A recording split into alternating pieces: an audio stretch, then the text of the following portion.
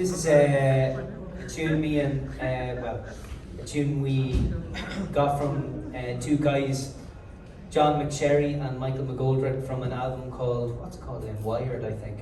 Wired is the Yeah, I'm not quite sure. I think it's called Wired, the name of the album, but they're just two really nice tunes that were put together. The first one is called Donald Blue, and the second one is Ornette Coleman's.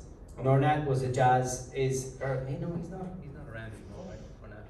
Ornette? No, he's not. No, he's not. A jazz player. Anyway, and the story goes from the second tune, he came over to Ireland one time and was commissioned to go there. His idea, and he said, "Oh, I'll play with these Irish musicians, you know. It'll be easy. It's improvisation, you know. It's just jazz. It's Irish music, but we can improvise it." So he comes over and he gets this whole orchestra with him, and he doesn't rehearse. He just goes up, and the whole thing is a disaster.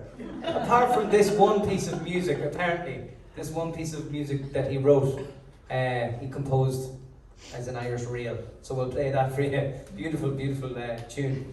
And yeah, there you go. A little story with it also.